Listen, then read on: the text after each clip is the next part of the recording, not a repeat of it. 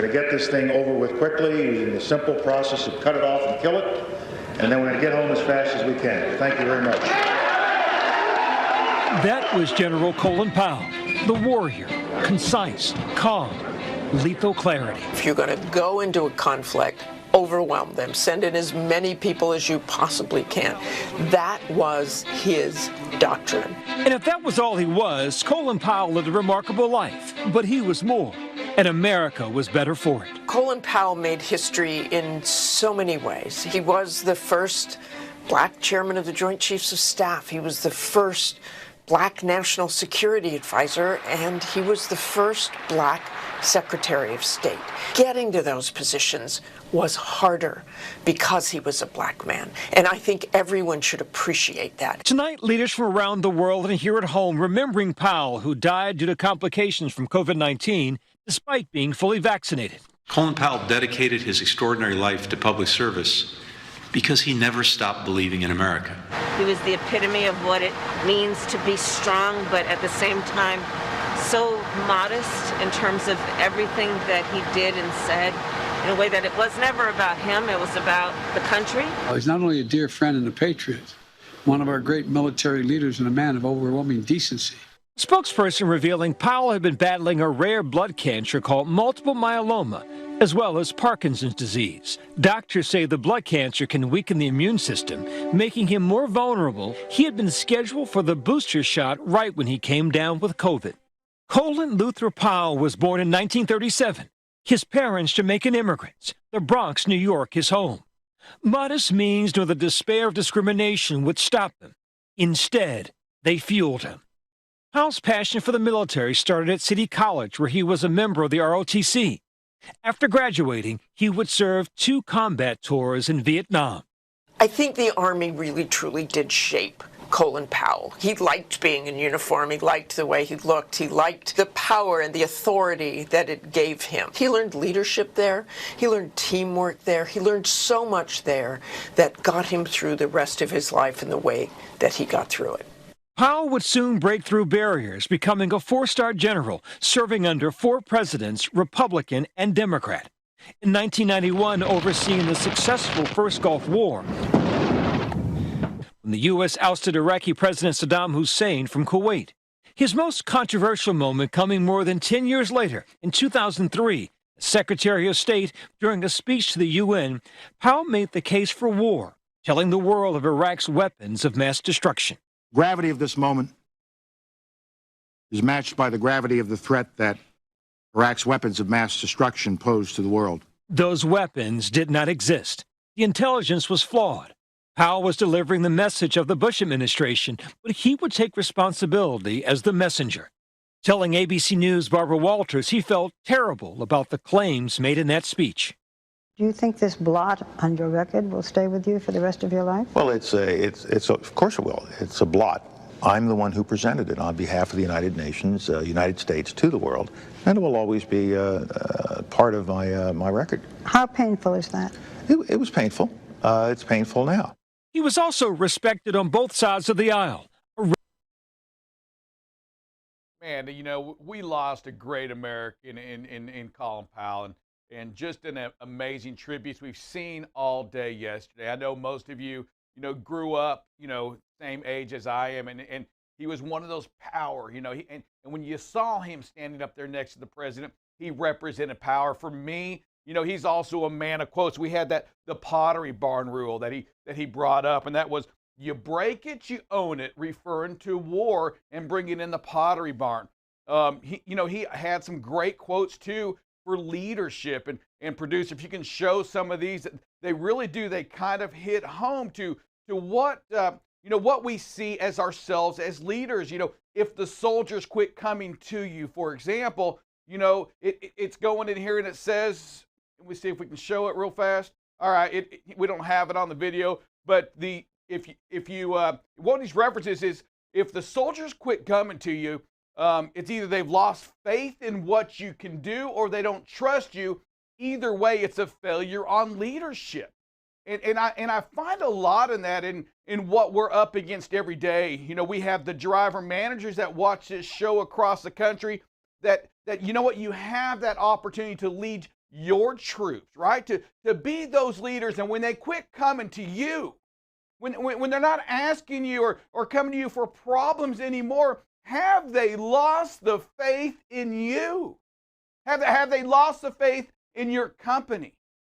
When they come to you, how do you look at that? And that's that's just one of my favorite quotes that he has in there. It's phenomenal how we can take that and apply that to what we are today. For me, I remember I can make it personal, right? Because I was in the Panama Canal. I left in 1989, 30 days before Colin made that thing that said, you know what? It is time for Noriega to go. And they went in there and eventually they ousted him and they captured him. And here's a thing that kind of hits home for me, who Colin Powell was. And he says this right here. When Noriega was captured, the guy was working on his car. He was underneath his Volvo working on it. And this was his quote. He goes, the reality of it all is right here. He goes, the beauty of it all was rather than dealing with humans, I knew what was wrong when the car was telling me something was wrong. And in other words, the car could tell him what was up. The humans, you know how that is. It's what a day, and it really is, because when I sit back today as Sir Rick, and I watched it last night, all the tributes to a great American. Yes, he was the first Black Joint Chief of Staff. Yes, he was a National Security Advisor, Secretary of State. But what a great American passion this guy had for his country first. Not only did he serve 2 terms in Vietnam, hey, he also survived a helicopter crash. All of these things that really created who Colin Powell was. You know what, America, today, as you drive down today, drivers, as you drive down the highways, down the roads, you're going to see these flags, honor, respect, these Americans, and not just him, but all these Americans that serve our country. You are our heroes as well. BCB Live, you know what? We take a lot of pride in who we decide to honor. We honor you, the truck driver of America, as our heroes. Right? And there's nothing wrong with taking a moment and doing the same thing for others. The heroes that run across this country today, outside of this country, protecting who we are, protecting our rights.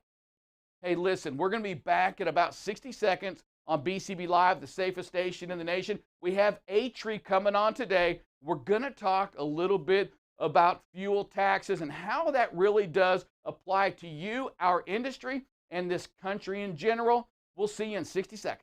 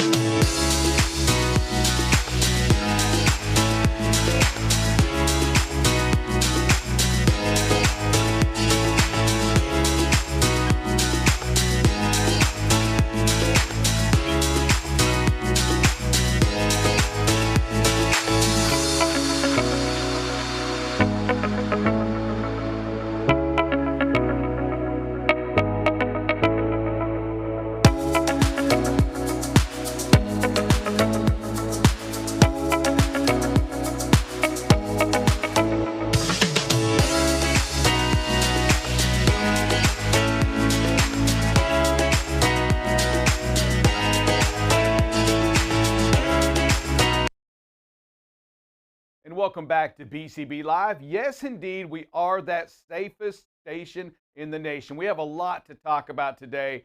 We're going to go into our streaks, right? The importance of what we do. Yes, we still have the great Buckle Up Bob coming on at 7:30. We're going to talk some situational awareness. Surprise, surprise, right? I bet you we talk a little bit about packing our patience. It's so important as you listen to this show right now that you pack your patience. It's longer lines at the grocery store, longer lines getting food. Pack your patience when you go to a restaurant, because you know what? It may take a little bit to get them chips and salsa over to you. And yes, indeed, when you're out there driving, when it just seems like that there's cars in that lane that shouldn't be there, well, guess what? There probably are. Pack your patience, back off, slow down, reduce your speed, increase your space. That's what we have to do here on BCB Live to maintain that safest fleet, right? To maintain you as the safest driver in America, to change not only who you are, but who our industry is. In the eyes of the four-wheelers, in the eyes of the attorneys looking for a case, you do have that ability to make a difference. You can avoid an accident before it happens. You can and have that ability to just slow down, to pull off the road when you can. Because sometimes it just sucks, right? I mean, you're at wit's end, you're arguing, and we've had in the chaos, right? And that can be from a leader of our country dying. That can be from somebody in your family passing away from COVID, from somebody losing a job, an argument with your spouse. Sometimes in our industry, what we do today, operating heavy machinery, man alive, we just have to get off the road. We've got to take a break. We've got to take 10 minutes. We've got to take a breath. Because there's nothing more important than saving lives. That is what this show is about. Saving lives. And the ability we have to make that happen. The ability to know that, you know what? If I run that yellow light, I know that sucker's been green for a while, and I'm going to push it because I got to make this delivery. There's nothing more important than making this delivery. When we think like that, we run that intersection, the other car times it perfect. That four-wheeler, that pedestrian walking across is saying, heck yeah, I'm going to have this green light time perfectly. We hit him in the intersection. Let me tell you what happens. Life is lost. You're so much bigger than the other car out there. The motorcycle, that Volkswagen, it can't compete with you. You have the power. And let me tell you one more thing you have. You have a CDL that says, I am better than they are. And we hold ourselves a little bit more accountable. That, my friend, is what we do here at BCB Live. That is what you do out there on the road. That is how you portray our industry. We have to make sure that we maintain that, who we are. Don't ever forget you have that ability to save life. You are a superhero. You're a hero. You have saved this country during COVID, and you can save this country today in somebody's life by slowing down and increasing space. Boy, producer, we have a great show today. We have Jeffrey Short joining us today from the ATRI, our second visitor now from the American Transportation Research Industry. Trucking, there you go. Thank you, sir. Jeffrey, how you doing? I'm doing well. How are you doing? Good morning. You know what? I'm doing great, sir. I couldn't ask for a better day than today. You know what? We're on this side of the ground, and I think that's a pretty good thing. I'm excited. Hey, Jeffrey. Hey, tell us a little bit about. Give us your name and a little bit about what you do over at ATRI. All right. I am Jeffrey Short from the American Transportation Research Institute. I've been working for ATRI. I've been with ATRI for 17 years. So I graduated from college, and I met Rebecca Brewster and moved into the industry. I didn't think I would be working in the industry. I always was interested in transportation, of course. But then I've worked through various roles at ATRI, working on tons of different research studies, anything from safety culture to highway funding. And I've done a lot of work in highway funding. And this project we're going to discuss today, this research paper, is on that topic. Boy, that highway funding, it's, we spoke a little bit about this before the show started. It hadn't changed since 1993. and with the, not only the fuel economies that now happen with cars and trucks, now we throw in these other two bogeys, right? The hybrid and that electric vehicle that's roaming the highways today, not paying, in my mind, or probably anybody's mind, any tax or their fair share. Talk to us a little bit about that. That's correct, Rick. At the federal level, there have been a lot of discussions of putting a tracking device on every vehicle in the United States and saying, how many miles do you drive? And let's charge you for that. And we did a report earlier this year that found, 50% of that, 50% of the gross revenue from such a program would be going towards the collection, towards interacting with every single American who drives and charging them a fee. And we said, you know what? This doesn't make any sense. What are the motivations for it? And like you said, the tax hasn't increased. Fuel economy has improved, so less gasoline is being consumed per vehicle.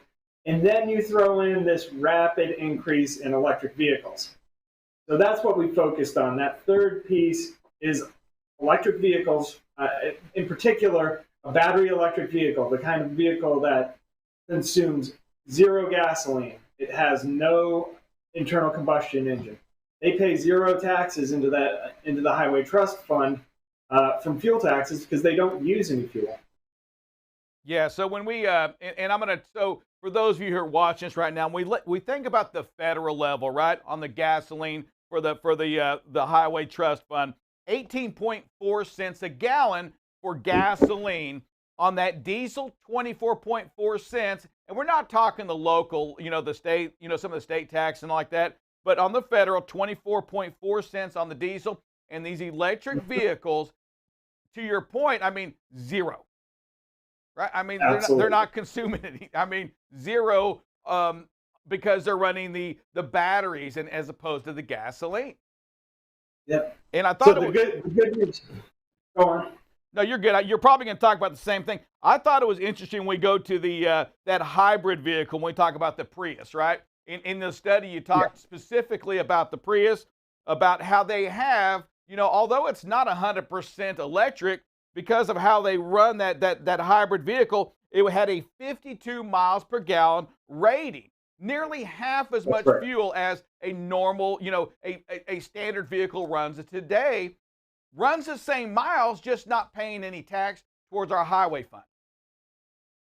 That's correct. A hybrid vehicle pays a lot less. And then you have the plug-in hybrids, which still use gasoline, and you could conceivably just run them off gasoline, but the first 20, 30, 40 miles can be electric. And then you go to the battery electric vehicles. They run entirely on electricity. The good news right now is that there are only 1 million of these on the road. The bad news is that BEVs, battery electric vehicles, not paying any taxes, that causes a deficit at the federal level of 90 million a year. Now you also have the popularity of these BEVs increasing rapidly. You've got sales rising. You've got states like New York saying, we're no longer, by 2035, we're no longer going to allow you to sell a brand new internal combustion engine gasoline car in this state. There is a push towards these electric vehicles, and a lot of manufacturers are moving into this space. So we took all of that into consideration, crunched some data, and found that there would be 15 million by the end of this decade, 15 million battery electric vehicles. And that would equate to more than $1 billion deficit per year. In total, this decade, that's $4.3 billion that are lost, that aren't going towards highways that should be. Yeah, and and I'm going to go into that because you talk about the vehicles today. So for you listening to me out there that are watching the show, you know that I love numbers, and these are small numbers that really grow big.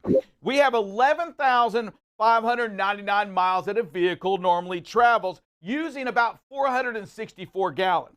Okay, so what's the big deal? It's only $85 annually a year for a vehicle in taxes. $85. What are you talking about? Well, when there's 1.8 or 1.9 million vehicles running, That's $92 million a year that these highways aren't getting funded for. And again, we talked earlier too about the big truck, and not just the big truck, but the car. On how we have, with everything, we've gotten a lot better at fuel economy. And when we haven't changed since 1993, there's no doubt that our highways, they're not getting funded. And I love the way you're doing this here, and I want you to talk a little bit. I mean, how are we going to, if we went with the EFT, I mean, how would we manage that? Would that be peak, off peak, where there's different charges for when we're charging our vehicles, or what? How does that work? Certainly, that's possible. As many of you know, for the fuel tax, for the federal fuel tax, they charge that tax not at the pump. They don't come to you individually and say, "I'd like that tax." They go directly to the companies that put it out on the market, and that's really 3,000 collection points. It's a couple hundred companies. Think big oil companies, big oil distributors, that sort of thing. With the utilities, there are also roughly 3,000 utilities in the United States. What a great place to have as a collection point. Now, the next question is, can the utilities track how much is going into cars and then assess that tax? And I think there's a good argument for their ability to do that. I think with public charging, you've got really rapid public chargers that put in direct current 480 volts. Obviously, the utilities can spot those on their grid and can assess a charge. They're only used for one purpose. Same with the public chargers. This tax, which let's say we roughly estimate at 2.1 cents per kilowatt hour. That's about 59 cents per 100 miles driven for a typical battery electric vehicle. We think all public chargers could be spotted easily. Now, when we get to residential, that's a little trickier. So, Jeff, I actually had a quick question for you before I give it back to just you and Rick here. So I know that you mentioned some of these electrical grids being able to take notice of when they're getting huge charges going on at these charging stations. Do you foresee any additional infrastructure needing to be put into place in order to implement this tax onto electric vehicles, or would this be something that we can already do? Well, if there are sub-meters out there, it certainly could be implemented. The utilities would simply have to identify those locations that are using just electricity for just transportation, and that conceivably could be done all automatically by computers, assessed, paid, and collected by the utilities. When we get to residential, it's a little trickier. So would additional technology or infrastructure be needed? I think that is likely the case. Now, if you look at, I live in Atlanta, Georgia, and the power company here has a program where if you have a smart charger and you have a smart meter on your home, and everyone does have a smart meter in Atlanta, those two can connect. They can talk to each other. They can time when electricity is flowing to the car, and therefore they know when how much electricity is flowing to the car. And that right there allows them to know exactly how many kilowatt hours are going out, and thus how much an electric vehicle user should pay in taxes. So that's very promising technology. It could develop further from there, or it could be just a tax for that type of charging, because the cost of electricity off peak when you use smart chargers is so much less. Gotcha. Hey, so at the Atria, you do all of this work, right? And you provide it out, and it gets published, everything. I mean, it's all over Transport Topics. It was in our conversations at the at some of the trucking meetings, even at insurance meetings. It's a big subject right now. How long does something like this, I mean, you do all of this, okay, now what? Do you sit there and wait? Do you go into more studies? What happens now? It's always possible that a study, a follow-on study, could be brought to us through our research advisory committee, where we look further into what technologies would be necessary and that sort of thing. The research is out there. It's out there. It's free on our website. Anyone can access it. And we hope people look at it and say, hey, these numbers actually make sense. And the vehicle miles traveled numbers, they don't make as much sense. It's really expensive to put that level of tracking, not to mention the privacy component of it. To put a vehicle miles traveled tax out there would be very expensive, but this is a much cheaper alternative, and I think the numbers speak for themselves in the report. So hope lots of folks have downloaded the report. Lots of folks from a variety of places, anywhere from government to energy companies to trucking companies. Yeah, I mean, let's face it, putting tracking on your kids, on their vehicles, that's tough enough. I can't imagine the challenge on doing that to the adults. I mean, that may shut down this country again alone, the threat of that. So, no, great point on that. Hey, just a quick question or just a comment here. Tell our folks that watch this show, when they want to, how do they participate in some more of these studies? We're big proponents. We love pushing ATRI. Tell us how to find you and how to participate in more of these studies. Our website is the best way to start, and that is www.truckingresearch.org.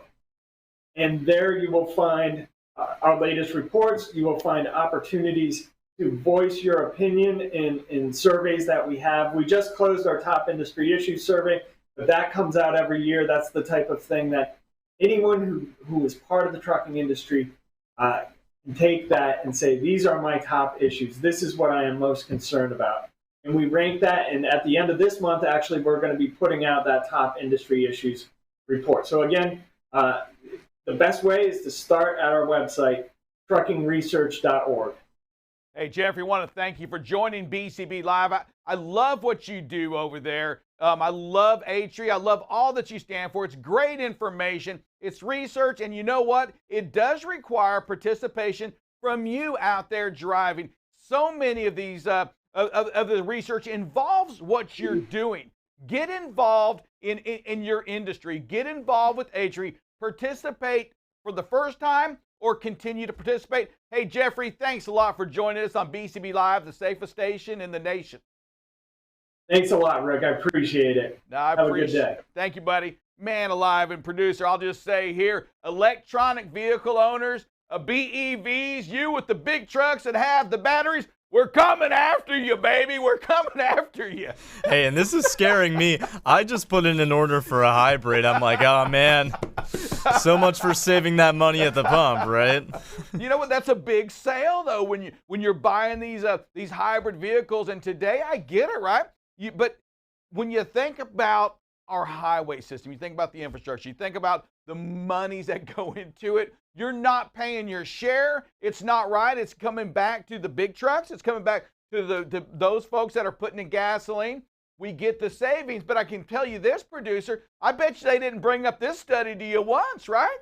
Oh, not even a little bit. They were like, oh, hey, 40 miles to the gallon. I'm like, oh, okay, sweet. I'm just going to go into that. Nobody ever said, hey, what if we were to also match that electrification tax with the fuel tax and maybe bump that up a little bit? So, ATRI, that will never come in. Who's ATRI?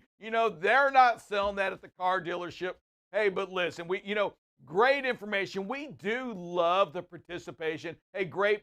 We love when you get them in here, producer, because this is information we all need. We all have. If you have a question, we do have an email contact. Hey, send the producer a message. Send him an email. We can try to get those answers, those questions answered for you from the professionals. Great study. Take the time to look at it. You independent contractors out there, it's important, you owner-op, you company drivers, anybody out there, listen, it's important that we get these highways, right, funded. And it doesn't mean they just come after you, the one that's buying the diesel, the one that's buying the gasoline. Those folks that are also running electronic vehicles must pay their fair share. Hey, listen, this is BCB Live. We're the safest station in the nation. We'll see you in 60 seconds. But before that, we have a phrase the pays to give away here, and we cannot run away too quickly. It is a pretty long one today, so we'll give you some time for it. BCB Live isn't just a safety show. It keeps you focused and helps you grow. One more time, that's BCB Live isn't just a safety show. It keeps you focused and helps you grow. You're watching BCB Live, the safest station in the nation. BCB Live covers freight. Here we are now at 21% of record freight being rejected. News over the UK, they have the Army personnel getting ready to start driving the fuel truck. Weather, traffic. Hey, good morning, everybody. Welcome to some traffic and weather with Buckle Up Bob. And most importantly, safety. You can do many things to communicate that you are slowing down. You can flip your hazards on. Expect craziness like this all the time. 75% of these fatal accidents involving these trucks are with the first two, and it's the driving too fast and tailgating. If this driver hadn't slowed down, this could have been a whole different outcome. Tune in weekdays from 7 a.m. to 8 a.m. Central Standard Time. You can watch BCB Live through LinkedIn, YouTube, or Facebook. So what are you waiting for? Subscribe today and follow BCB Live.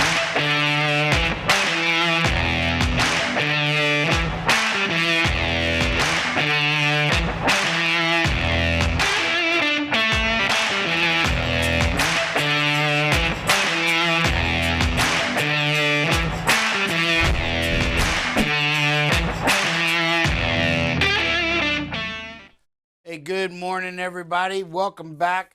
It's Buckle Up Bob, and we're going to talk a little bit about the traffic this morning as we go through. And you can see, if you're heading into the DFW area, man, oh man, lots of slowdowns. I mean, there is just red and brown and dark red all over the Metroplex. So, again, just, you heard Sir Rick say it earlier, pack your patience if you're coming in the DFW area. You must have it. You are going to sit in traffic. Keep that spacing. Keep the speed down. Stay in your lanes. When in the traffic, lane changes are critical at preventing accidents. Just stay in your lane. Have the patience if you're in the DFW area this morning. As we move on into Kansas City, a little less patience, but you always need to pack your patience. You can see coming in from the east on 70, you got a little bit of slowdown here just in the Blue Springs area, and then also down here in the Grandview area on 470. But other than that, it doesn't look too bad for your commute this morning in the Kansas City area.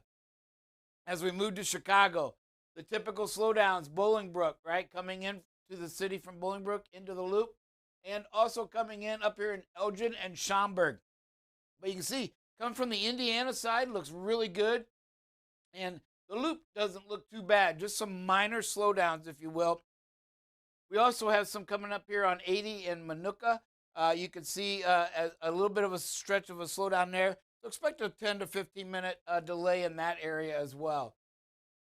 As we move into the Philadelphia area, everybody, you know, it's just kind of typical, I guess. There's nothing good, nothing bad. New Jersey side don't look too bad. A little bit here by Haddonfield. You can see a little bit of slowdown. The inner city, of course, but even the loop out here in Medea and the Radnor, the 76 coming in, the Turnpike always congests right in here as you get in that 276 loop. And so, again, just expect some slowdowns. Always a big problem here at the merger. Wilmington, Delaware, also got some major traffic as you come up into the city near the airport here in Chester. Really heavy traffic. So expect 20 to 30 minute delays if you're for your commute this morning in the Philadelphia area.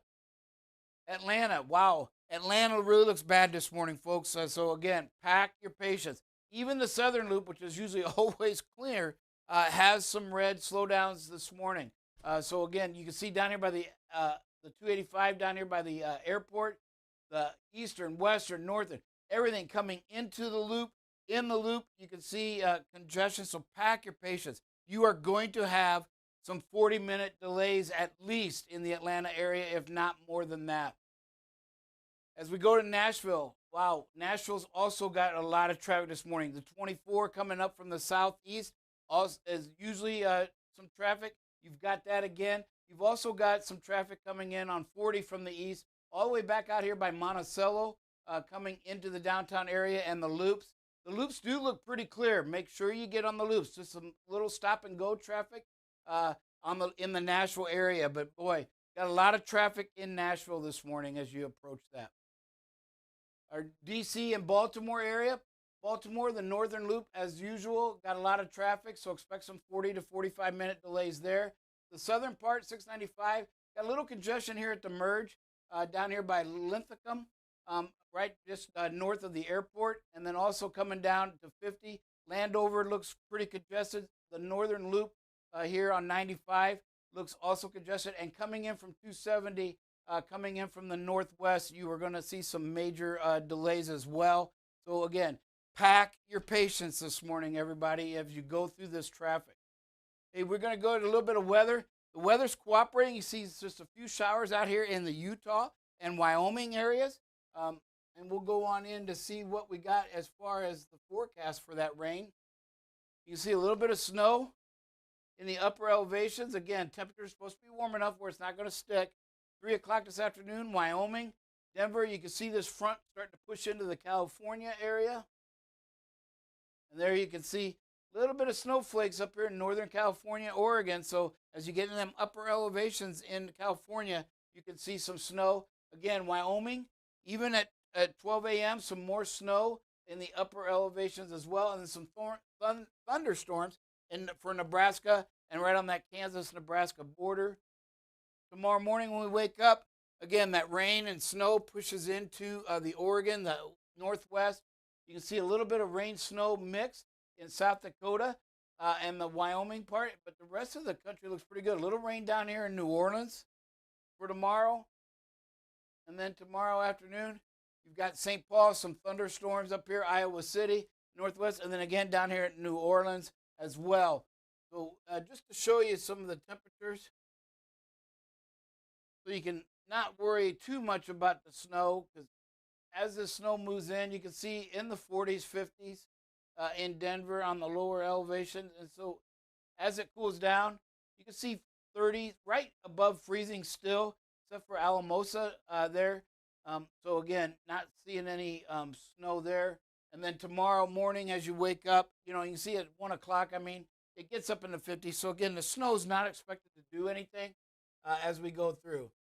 Wind gusts, again, not horribly bad, just some of the typical mid-30s. So Nebraska, that's for tomorrow. Let's see what it's going to do this afternoon. There you go. New Mexico, Denver, Kansas. You can see a lot of the winds. It's forecasted in the 30s, low 20s. So just slow down a few miles per hour. Get that 10 miles down below. And again, the winds. We showed the rain and the snow coming in. You can see the big front that's pushing through the northwest later this evening. And then as we move into tomorrow, you can see it push up into the northern part of California and into Oregon. And our winds die down a little bit. Nebraska, you're going to be windy for the next 48 hours or so. So, hey, we're going to take a quick break and be right back with some safety.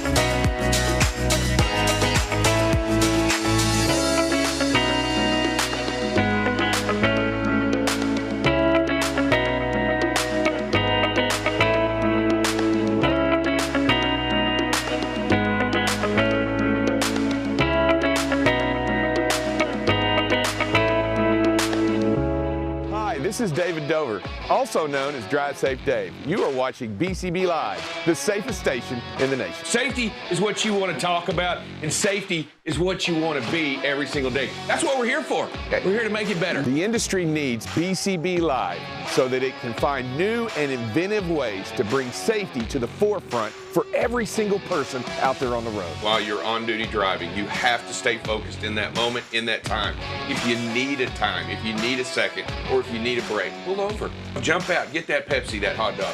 Do what you got to do to relax for a second. You can watch BCB Live weekdays, 7 a.m. to 8 a.m. Central Standard Time. So what are you waiting for? Follow and subscribe to BCB Live today. And welcome back to BCB Live. Yes, indeed, we are the safest station in the nation. Buckle up, Bob. You know what? Some decent weather. Yes. Decent weather. Good job on that. You know, if I don't tell you good job enough, you know what? Good job. We, the trucking community in America, we thank you, Bob. We thank you for what you do, for providing us good weather. Boy, I wish I had control over it. It is coming, folks, but right now we're just getting a little Winter's dusty. coming. Winter is coming. You know, we haven't had that major snowstorm, and we typically have one by mid-October, so knock on wood. I've also heard that on the weather people that it is going to be an El Nino season. Don't know what that means as far as snow, but it's usually not good. You know what? Global warming, El Nino, does any of it even make sense? Is it real? Any of it really real? Yes, it is real. We are not spreading misinformation. Oh, goodness. Oh, sorry about that, producer. I knew that would just like, dude, what are you talking about? Of course it's real. You know, of course it is. Hey, you know, we have a lot of safety talk, so we're going to continue to talk about. We had our streaks continue to go on the get out and look. Great job in what you do as you make that intention to get out and look. It does look like, and I want to make mention, we continue to gather more and more listeners, right? Watching the BCB Live through other trucking affiliates, and we love that everybody's on here. We continue to gather gather that data, right? Much like Atri, to understand, you know, what kind of difference are we making in the industry, you know, with the drivers on here. And I will tell you, you know, sometimes, and I guess I say that, right? Bob, I'm going to struggle with it. I mean, sometimes accidents happen. I mean, I don't know if I believe that or not, because if they're in our control, and I get it, once again, you've got to be on your game 100% of the time. You got to, all of this has got to be going, but insurance folks will tell you, you know what, accidents are going to happen. We did end our streak yesterday, and we start back over today at what appears to be zero. Yes. And again, you know, boy, that is a hard one, Sir Rick, because, yes, accidents happen, but, you know, most of them, and I'm going to say somewhere in the 90% or above, can be avoided. And, you know, it's just one of the things where situational awareness, pack your patience, right?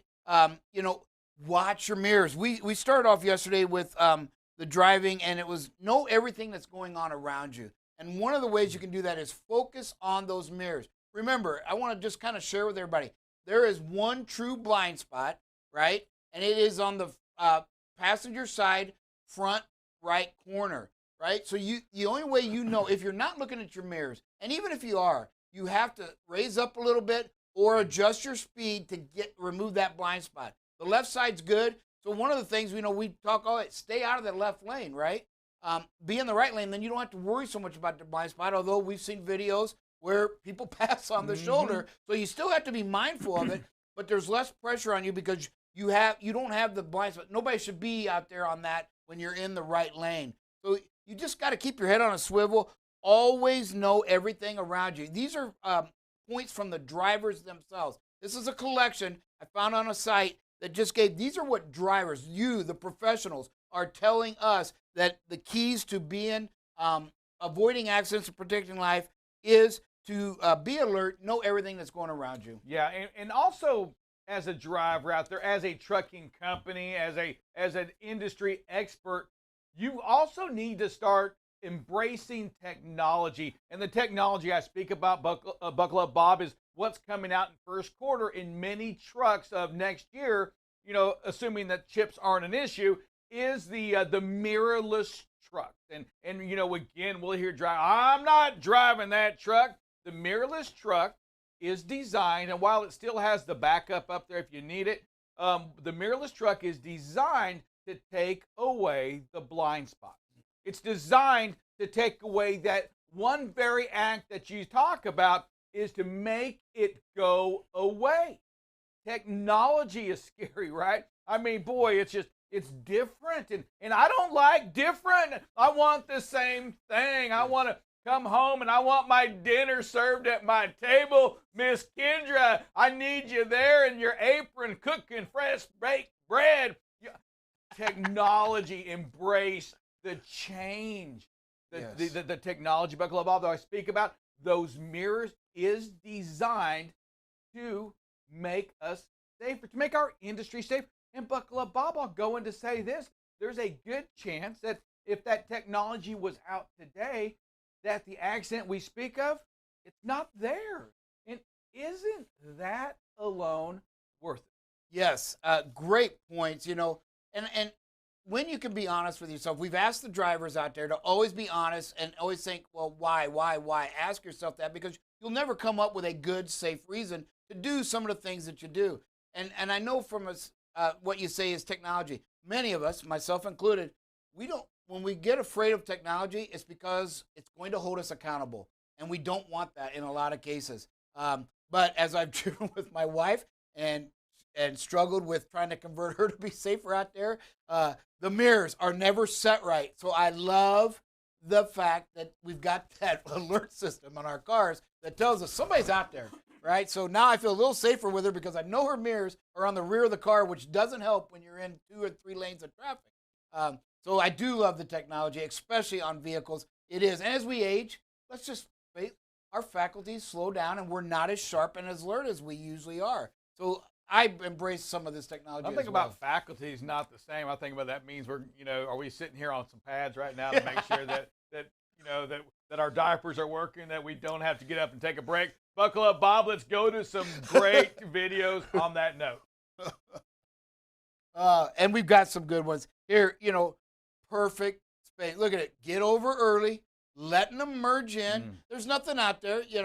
Remember, lane changes, you want to avoid as much, but here, this was a nice job. Save. Great, just awesome situational. And then what I love about that, we don't gain on them. Just in case something goes wrong, this driver does not gain on them, right? You gain it now, but then the driver backs out a little bit, lets them over, make sure nobody's going to jump over 2 lanes, right?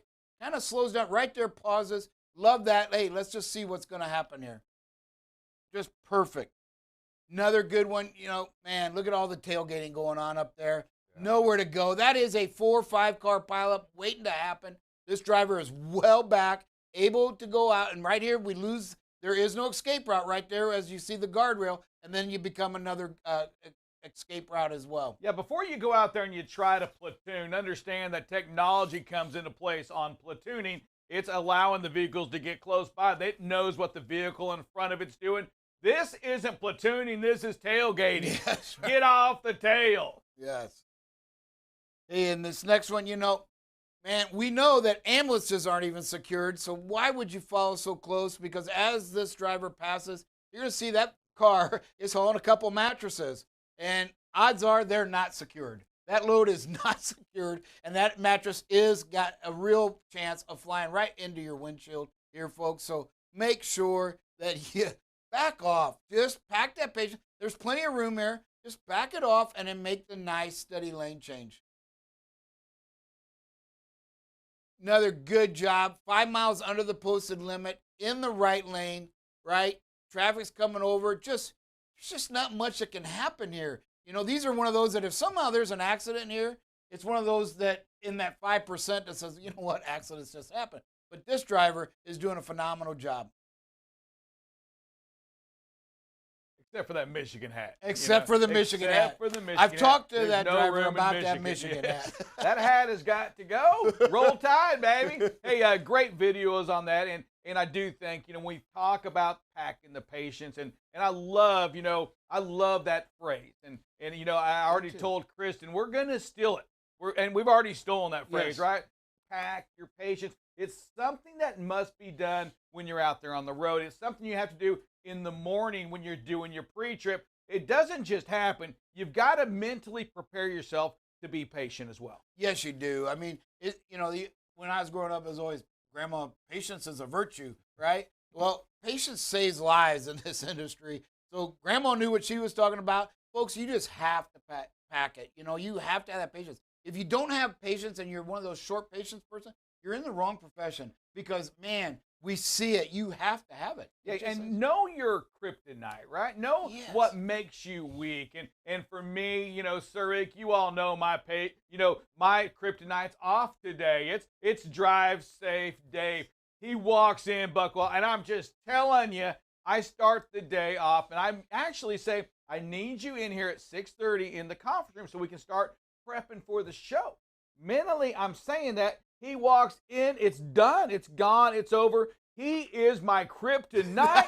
I've got to recognize that and make changes. Just like out there on the road, you know, if your kryptonite is listening to that radio station, or that CB that's just full of negativity, you've got to make a change.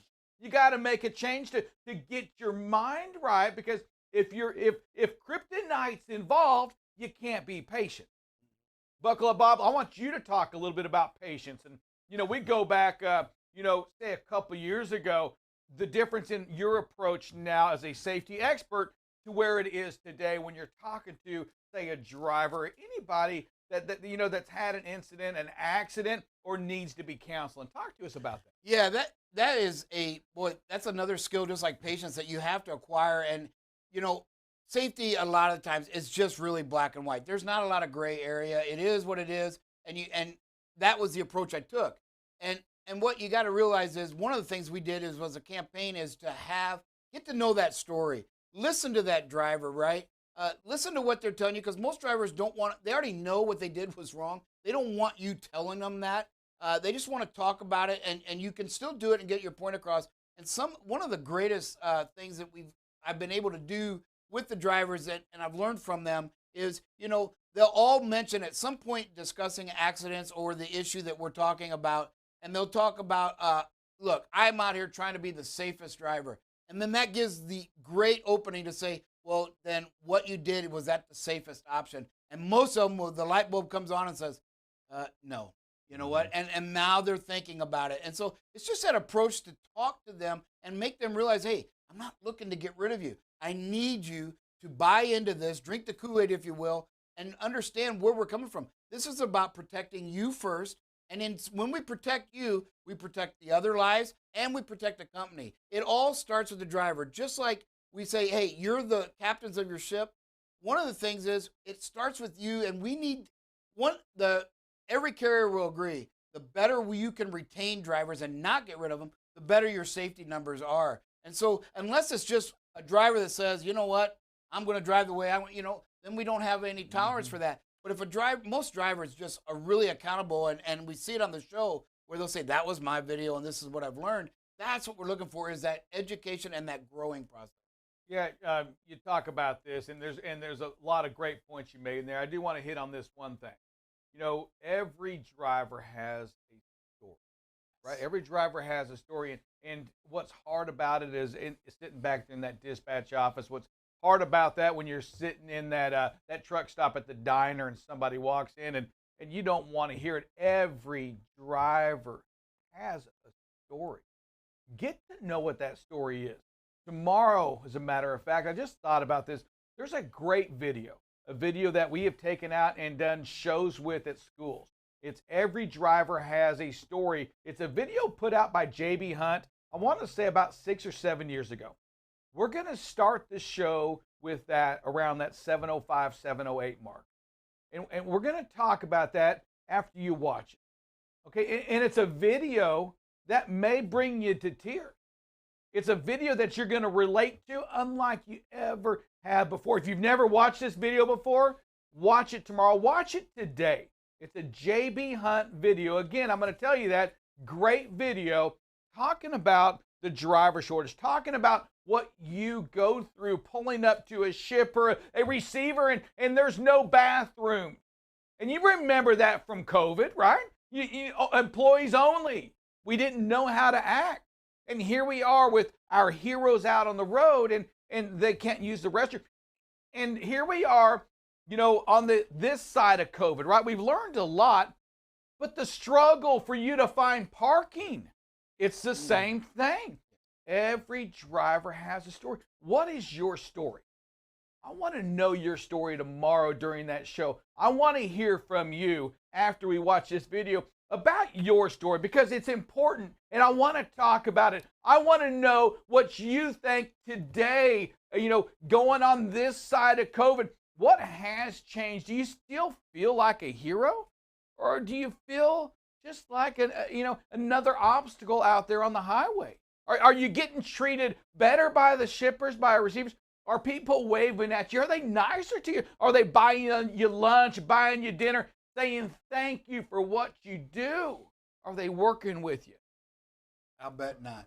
Yeah, and I'm real curious to see what is your story. It's going to be what we talk about tomorrow during that show. Buckle up, Bob. Let's close this out with a prayer if you don't mind. Yes. Dear Heavenly Father, Lord, we just ask that we keep our focus on you, Heavenly Father, and that we love you, Lord. Remember, we don't work for ourselves. We don't work for a company. We work for you. This is a provision that you have given each and every one of us. And Lord, we need to honor you when we do that job. Let us protect that life. Make those good decisions. That is the way we honor you, Lord, is by protecting the very life that you gave each and every one of us.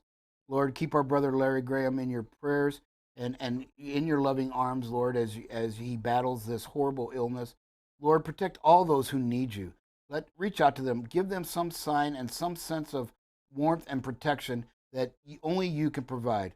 Lord, we ask all of this in your heavenly name. Amen. Amen. This is BCB Live. We're the safest station in the nation. We'll see you this afternoon. And don't forget tomorrow, we want to hear your story. What is your story? We'll see you this afternoon. God bless.